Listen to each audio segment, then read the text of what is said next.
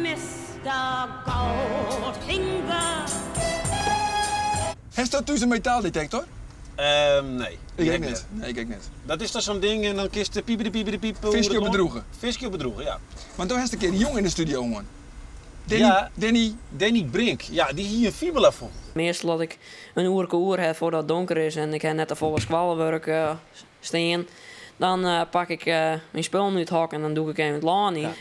Ja, dat weer de vondst wat ik heel lang van droomd heb. Hey Danny, dit is het loon waar je de fibula voen hebt? Nee, helaas net. Dat mag ik niks zo zeggen. Dat mag je niks zo zeggen. Dat is geheim. Ja, dat is geheim.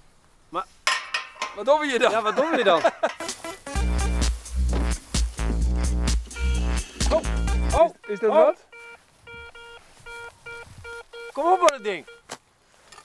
Ja, dat is grote ijzer. Oh, een hele grote fibula. Wat is dit? Een stukje ijzer. Een bout of zo.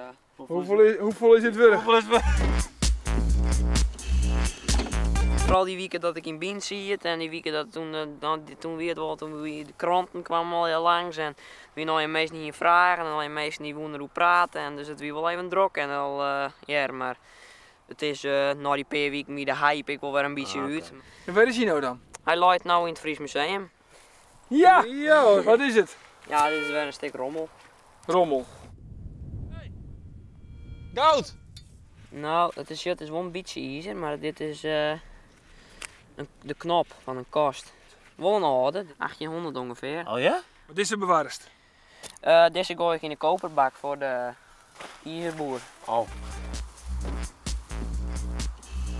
Als we iets moois vinden, iets heel bijzonders als die fibula, dan heeft natuurlijk wel lijst van mensen die op de loer liggen. Ja? Die willen weten dan best dat het voen heeft. Ja. En dan willen zij ik dat in dat stikloon ziekje. Ja, ze giet het meer, ze giet het wel, ja. Daarom moest het dus ik net zeggen. Daarom Best zo die fibula voen heeft. ze weet niks hoe het En loopt. daarom zien wij dus nog alleen maar ijzer. Ja. Ja, dat Want kan. hier hebben we ook mooi zocht in het oorlog van die boer. En hier werkt die in de oren fibula eruit hellen. Ja, nou ja, dat is. Hey, hoe riet die ding eigenlijk, Arjen? Uitstekend jong, we kunnen wel maar op vakantie. Ja, we zullen beginnen. Nou, Saint-Tropez. Zelfs. Bed, Saint-Tropez!